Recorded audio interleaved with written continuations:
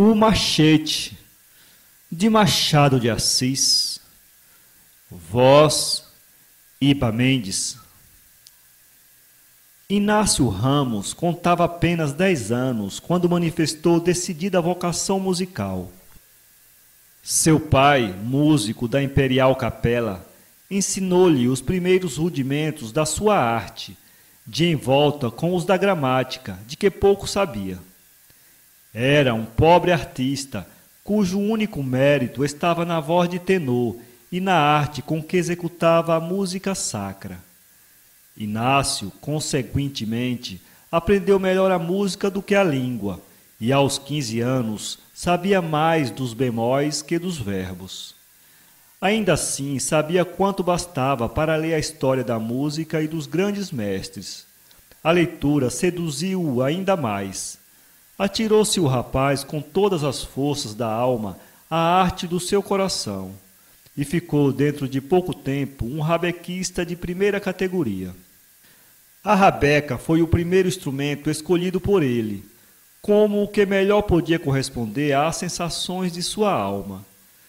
Não o satisfazia, entretanto, e ele sonhava alguma coisa melhor. Um dia veio ao Rio de Janeiro um velho alemão, que arrebatou o público tocando violoncelo. Inácio foi ouvi-lo. Seu entusiasmo foi imenso. Não somente a alma do artista comunicava com a sua, como lhe dera a chave do segredo que ele procurara. Inácio nascera para o violoncelo. Daquele dia em diante, o violoncelo foi o sonho do artista fluminense. Aproveitando a passagem do artista germânico, Inácio recebeu dele algumas lições, que mais tarde aproveitou quando, mediante economias de longo tempo, conseguiu possuir o sonhado instrumento. Já a esse tempo, seu pai era morto. Restava-lhe sua mãe, boa e santa senhora, cuja alma parecia superior à condição em que nascera, tão elevada tinha a concepção do belo. Inácio contava 20 anos, uma figura artística, uns olhos cheios de vida e de futuro. Vivia de algumas lições que dava e de alguns meios que lhe adivinham das circunstâncias, tocando ora num teatro, ora num salão, ora numa igreja. Restavam-lhe algumas horas, que ele empregava ao estudo do violoncelo. Havia no violoncelo uma poesia austera e pura, uma feição melancólica e severa, que casavam com a alma de Inácio Ramos. A rabeca, que ele ainda amava como o primeiro veículo de seus sentimentos de artista, não lhe inspirava mais o entusiasmo antigo. Passara a ser um simples meio de vida. Não a tocava com a alma, mas com as mãos. Não era sua arte, mas o seu ofício. O violoncelo, sim, para esse guardava Inácio as melhores das suas aspirações íntimas, os sentimentos mais puros, a imaginação, o fervor, o entusiasmo. Tocava a rabeca para os outros, o violoncelo para si, quando muito para sua velha mãe. Moravam ambos em lugar afastado, em um dos recantos da cidade, alheios à sociedade que os cercava e que os não entendia. Nas horas de lazer, tratava Inácio do querido instrumento e fazia vibrar todas as cordas do coração, derramando as suas harmonias interiores e fazendo chorar a boa velha de melancolia e gosto, que ambos estes sentimentos lhe inspirava a música do filho. Os serões caseiros, quando Inácio não tinha de cumprir nenhuma obrigação fora de casa, eram assim passados, sós os dois, com o instrumento e o céu de permeio. A boa velha adoeceu e morreu. Inácio sentiu o vácuo que lhe ficava na vida. Quando o caixão, levado por meia dúzia de artistas seus colegas, saiu da casa, Inácio viu ir ali dentro todo o passado e presente, e não sabia se também o futuro. Acreditou que o fosse. A noite do enterro foi pouca para o repouso que o corpo lhe pedia depois do profundo abalo. A seguinte, porém, foi a data da sua primeira composição musical. Escreveu para o violoncelo uma elegia que não seria sublime como perfeição de arte, mas que o era, sem dúvida, como inspiração pessoal. compô-la para si. Durante 2 anos ninguém a ouviu, nem sequer soube dela. A primeira vez que ele troou aquele suspiro fúnebre foi 8 dias depois de casado, um dia em que se achava a sós com a mulher, na mesma casa em que morrera sua mãe, na mesma sala em que ambos costumavam passar algumas horas da noite.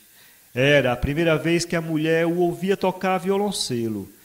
Ele quis que a lembrança da mãe se casasse àquela revelação que ele fazia a esposa do seu coração.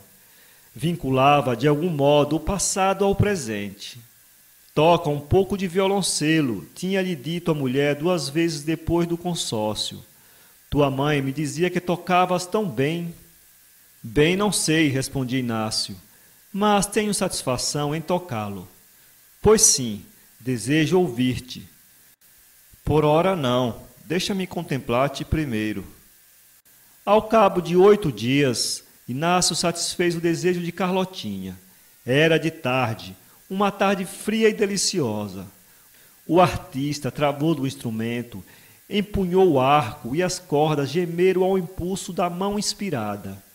Não via a mulher, nem o lugar, nem o instrumento sequer. Via a imagem da mãe e embebia-se todo em um mundo de harmonias celestiais.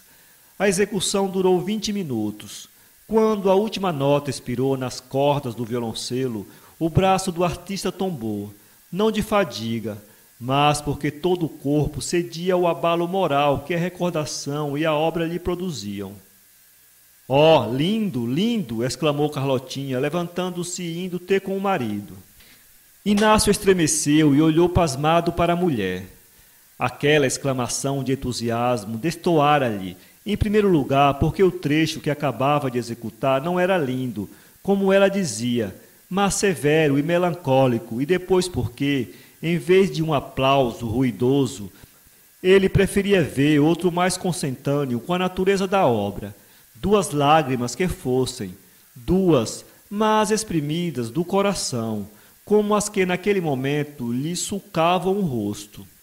Seu primeiro movimento foi de despeito de artista, que nele dominava tudo. Pegou silencioso no instrumento e foi pô-lo a um canto. A moça viu-lhe então as lágrimas. Comoveu-se e estendeu-lhe os braços. Inácio apertou-a ao coração. Carlotinha sentou-se então, com ele, ao pé da janela, donde viam surgir no céu as primeiras estrelas. Era uma mocinha de 17 anos, parecendo 19, mais baixa que alta, rosto amorenado, olhos negros e travessos. Aqueles olhos, expressão fiel da alma de Carlota, contrastavam com o olhar brando e velado do marido. Os movimentos da moça eram vivos e rápidos, a voz argentina, a palavra fácil e correntia, toda ela uma índole, mundana e jovial. Inácio gostava de ouvi-la e vê-la, amava-a muito e, além disso, como que precisava às vezes daquela expressão de vida exterior para entregar-se todo às especulações do seu espírito. Carlota era filha de um negociante de pequena escala, homem que trabalhou a vida toda como um mouro para morrer pobre, porque a pouca fazenda que deixou mal pôde chegar para satisfazer alguns empenhos. Toda a riqueza da filha era a beleza que a tinha, ainda que sem poesia nem ideal. Inácio conhecera ainda em vida do pai, quando ela ia com este visitar sua velha mãe. Mas só a amou deveras depois que ela ficou órfã, e quando a alma lhe pedia um afeto para suprir o que a morte lhe levara. A moça aceitou com prazer a mão que Inácio lhe oferecia.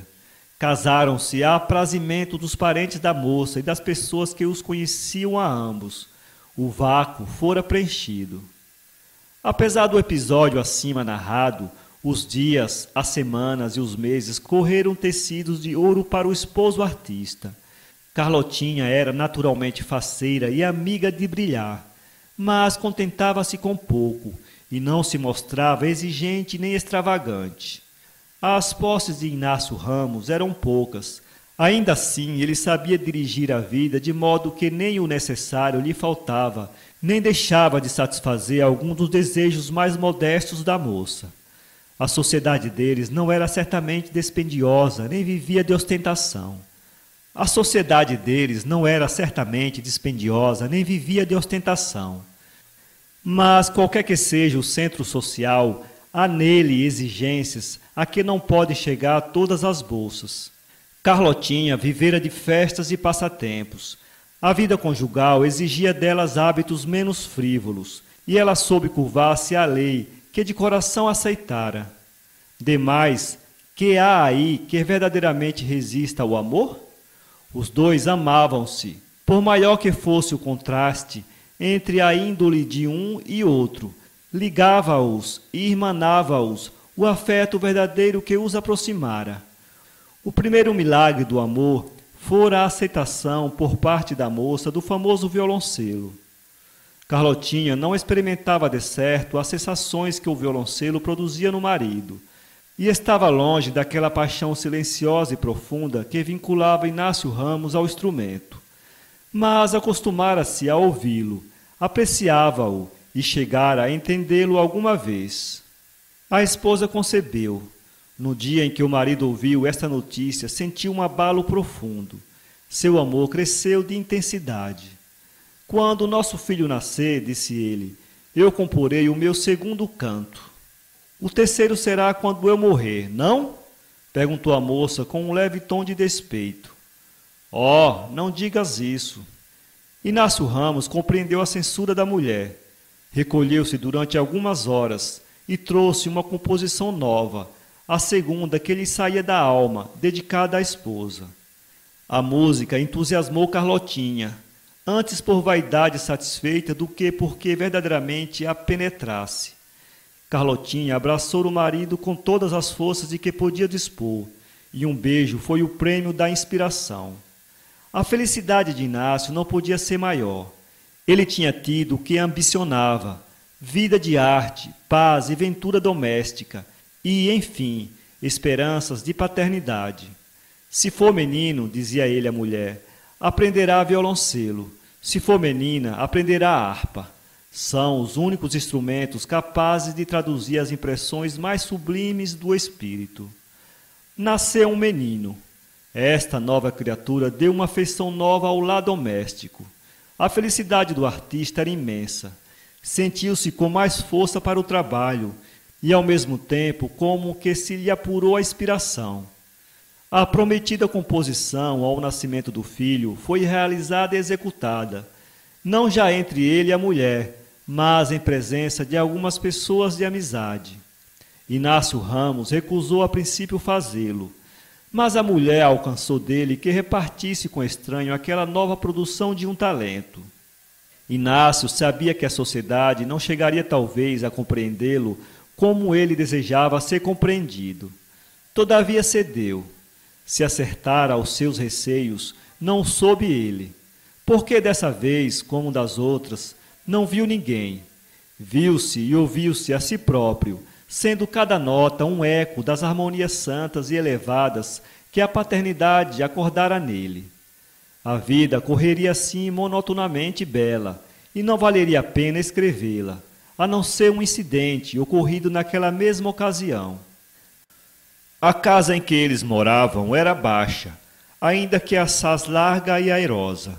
Dois transuentes, atraídos pelos sons do violoncelo, aproximaram-se das janelas entrefechadas e ouviram do lado de fora cerca de metade da composição. Um deles, entusiasmado com a composição e a execução, rompeu em aplausos ruidosos quando Inácio acabou.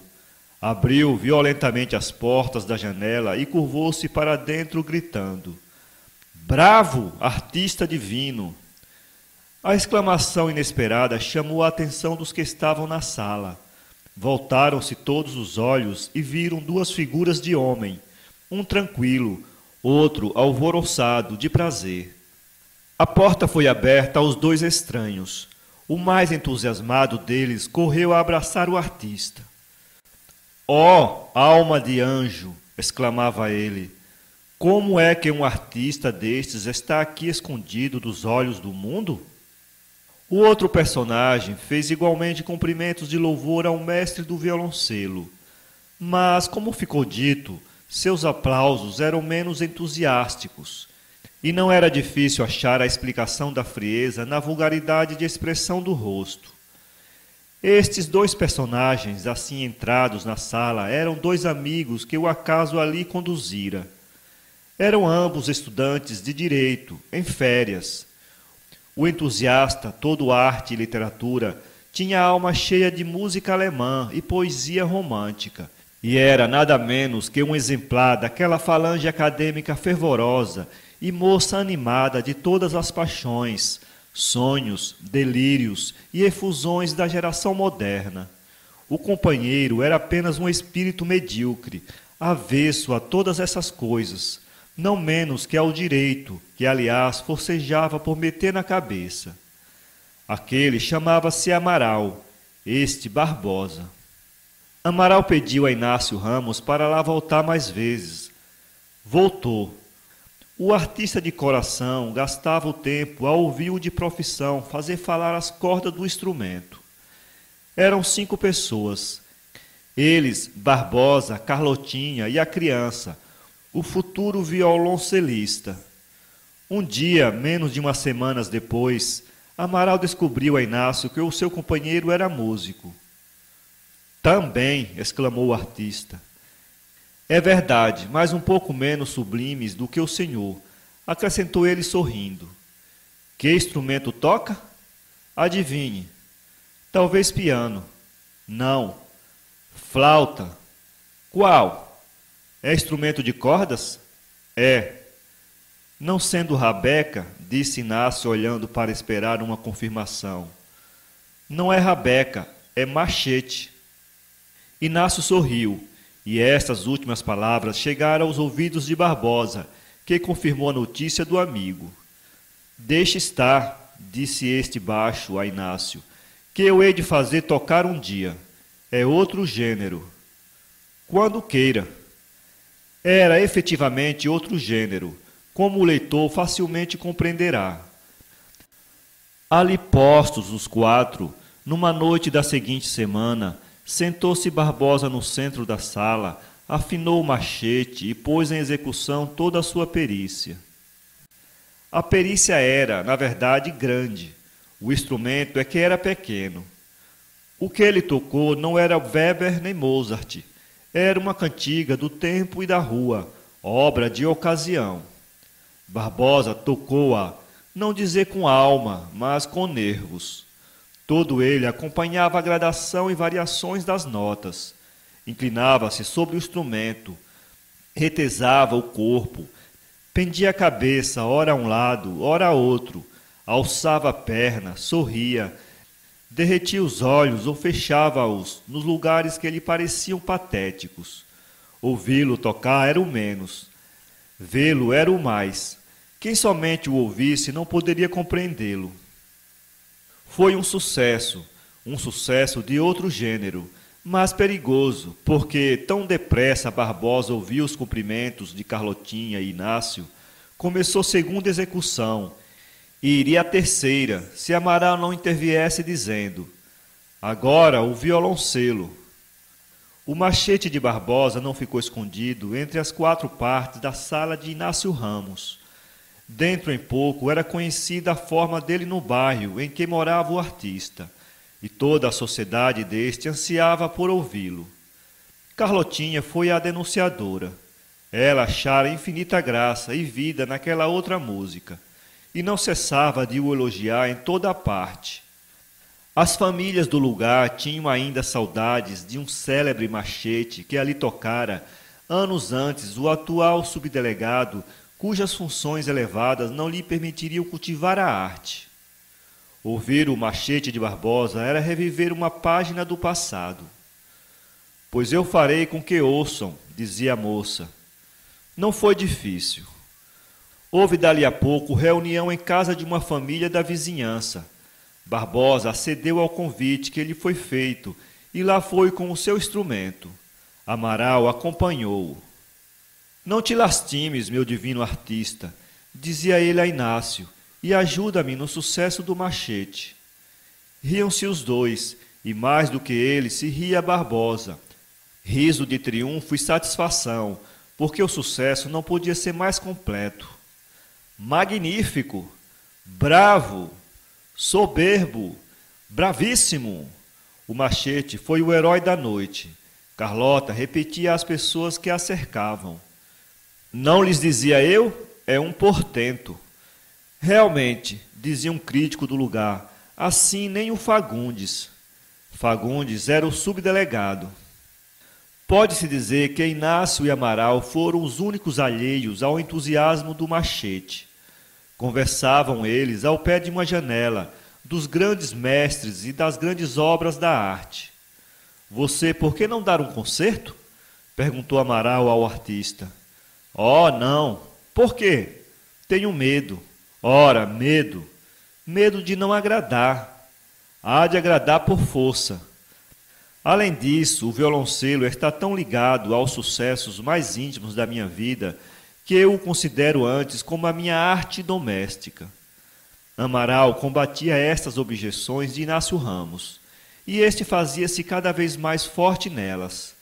A conversa foi prolongada, repetiu-se daí a 2 dias, até que no fim de uma semana, Inácio deixou-se vencer. Você verá, dizia-lhe o estudante, e verá como todo o público vai ficar delirante. Assentou-se que o concerto seria dali a 2 meses. Inácio tocaria uma das peças já compostas por ele, e 2 de 2 mestres que escolheu dentre as muitas. Barbosa não foi dos menos entusiastas da ideia do concerto. Ele parecia tomar agora mais interesse nos sucessos do artista. Ouvia com prazer, ao menos aparente, os serões de violoncelo, que eram 2 vezes por semana. Carlotinha propôs que os serões fossem 3, mas Inácio nada concedeu além dos 2. Aquelas noites eram passadas somente em família, e o Machete acabava muita vez o que o violoncelo começava. Era uma condescendência para com a dona da casa e o artista do Machete. Um dia Amaral olhou Inácio preocupado e triste. Não quis perguntar-lhe nada. Mas, como a preocupação continuasse nos dias subsequentes, não se pôde ter e interrogou-o. Inácio respondeu-lhe com evasivas. Não, dizia o estudante, você tem alguma coisa que o incomoda certamente. Coisa nenhuma. E depois de um instante de silêncio, o que tenho é que estou arrependido do violoncelo. Se eu tivesse estudado o Machete... Amaral ouviu admirado estas palavras, depois sorriu e abanou a cabeça. Seu entusiasmo recebera um grande abalo. A que vinha aquele ciúme por causa do efeito diferente que os 2 instrumentos tinham produzido? Que rivalidade era aquela entre a arte e o passatempo? Não podias ser perfeito, dizia Amaral consigo. Tinhas por força um ponto fraco. Infelizmente para ti o ponto é ridículo. Daí em diante os serões foram menos amiudados. A preocupação de Inácio Ramos continuava. Amaral sentia que o seu entusiasmo ia cada vez a menos. O entusiasmo em relação ao homem, porque bastava ouvi-lo tocar para acordarem-se-lhe as primeiras impressões. A melancolia de Inácio era cada vez maior. Sua mulher só reparou nela quando absolutamente se lhe meteu pelos olhos. — Que tens? Perguntou-lhe Carlotinha. Nada, respondia Inácio. Aposto que está pensando em alguma composição nova, disse Barbosa, que dessas ocasiões estava presente. Talvez, respondeu Inácio. Penso em fazer uma coisa inteiramente nova, um concerto para violoncelo e machete. Por que não? Disse Barbosa com simplicidade. Faça isso e veremos o efeito que há de ser delicioso. Eu creio que sim, murmurou Inácio. Não houve concerto no teatro, como se havia sentado, porque Inácio Ramos de todo se recusou. Acabaram-se as férias e os 2 estudantes voltaram para São Paulo. Virei vê-lo daqui a pouco, disse Amaral. Virei até cá somente para ouvi-lo. Efetivamente vieram os 2, sendo a viagem anunciada por carta de ambos. Inácio deu a notícia à mulher, que a recebeu com alegria. Vem ficar muitos dias? Disse ela. Parece que somente 3. 3. É pouco, disse Inácio, mas nas férias que vêm desejo aprender o machete. Carlotinha sorriu, mas de um sorriso acanhado, que o marido viu e guardou consigo. Os dois estudantes foram recebidos como se fossem de casa. Inácio e Carlotinha desfaziam-se em obséquios. Na noite do mesmo dia, houve serão musical, só violoncelo, a instâncias de Amaral, que dizia: não profanemos a arte. 3 dias vinham eles demorar-se, mas não se retiraram no fim deles. Vamos daqui a 2 dias. O melhor é completar a semana, observou Carlotinha. Pode ser. No fim de uma semana, Amaral despediu-se e voltou a São Paulo. Barbosa não voltou. Ficara doente. A doença durou somente 2 dias, no fim dos quais ele foi visitar o violoncelista. Vai agora? Perguntou este. Não, disse o acadêmico. Recebi uma carta que me obriga a ficar algum tempo. Carlotinha ouvira alegre a notícia. O rosto de Inácio não tinha nenhuma expressão.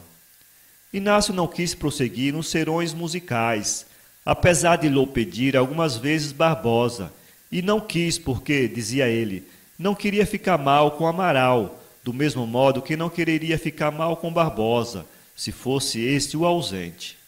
Nada impede, porém, concluiu o artista, que ouçamos o seu machete.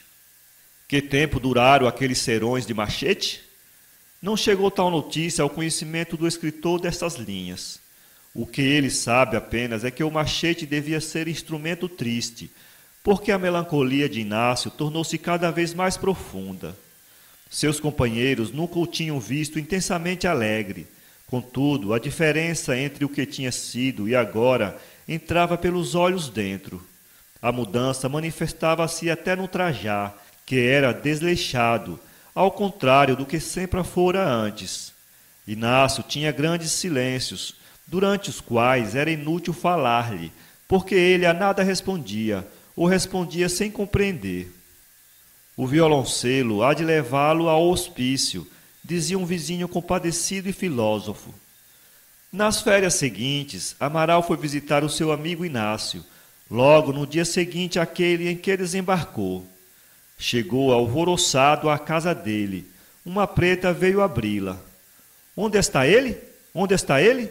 Perguntou alegre em altas vozes o estudante. A preta desatou a chorar.